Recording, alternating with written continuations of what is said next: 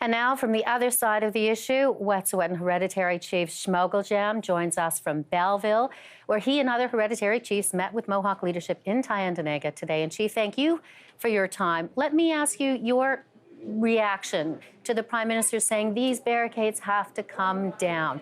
How do you respond? I think when Chief Wass spoke during the press conference, he said it very eloquently when he said that when you try and compare inconveniences to injustices, there's no comparison. When Prime Minister Trudeau said that the blockades have to come down, he talked about wanting to create dialogue between people. He's actually never done that. He sent some of his ministers to try and do something, and he wasn't really clear about what that something was.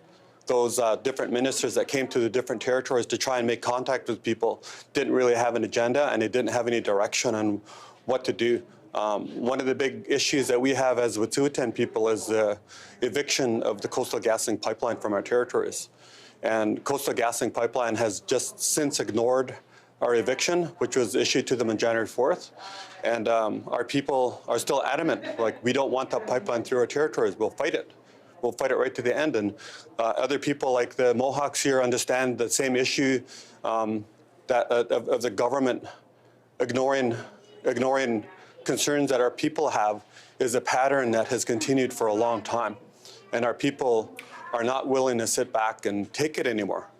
Indigenous people all over Canada and all over North America are starting to rise up. They're getting really fed up with the way that government views our people and also with the way the government ignores our people. And with the RCMP now agreeing to leave the territory, and that was one of the demands of the hereditary chiefs, is that not enough of a gesture of goodwill to go back to the table and try to have more dialogue on this? The last correspondence that we got from the RCMP was stating that they were going to remove their CISO office from our territories. But they said that they would remove it all to a town of Houston, which is literally like 29 kilometers away from the CISO office. Their presence is still there. It's still being felt. They're harassing the Wet'suwet'en people. They're harassing our supporters. And they're making illegal arrests off of bogus claims. And our people are really, really tired of that. Indigenous people all over Canada are feeling the same impact that we're feeling when it comes to the level of ignorance and arrogance of the RCMP against our people. So if they're making a promise like that, like they made tons of promises to our people, and the very next day they canceled out on those promises. They started doing things that were the opposite of what they promised. So, you know, there's a level of trust that needs to be established here, and RCMP have made it really clear that we can't trust them. And what if the Prime Minister was willing to meet with the hereditary chiefs, or that could be set up? Would you do it in that case? That's something that we've been talking about for a while. We've told the Prime Minister as well as Premier Horgan that we're willing to sit down with people who are decision makers within those government offices. And they've never really contacted us personally. They've gone about and tried to get some of their ministers to do that work for them. And that's been really, really frustrating for our people, because those ministers came into our meetings and really made it really clear that they can't make any decisions. They aren't in a position where they can actually make decisions. And we said Coastal GasLink has to leave our territories. We were really clear about that. If they're coming to the table with a preconceived idea that, you know, they're not going to even consider having Coastal GasLink leave our territories as an option, then there's a problem there.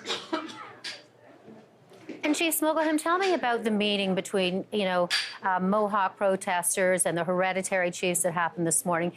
What was discussed in terms of what are next steps?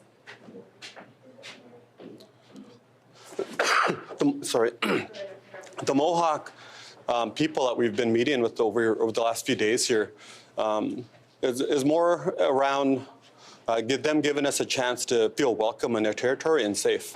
The discussions that we did have around the work that we're trying to do right now to protect our lands as Wet'suwet'en people is reflective upon the same wishes that the Mohawks have. They want to make sure that their territories and their people are protected. And we have shared values. We also have very similar pasts. And we're like the Mohawks. You look back at 1990 and the Oka crisis and everything that followed that. There's a huge upheaval of Indigenous uppress that happened all across North America, and that's been felt again today. So for us, the Mohawks are like our brothers and sisters. We've joined in. We made an alliance with them because we have shared interest and values. Chief Smogelgem, thank you very much for joining us. Thank you.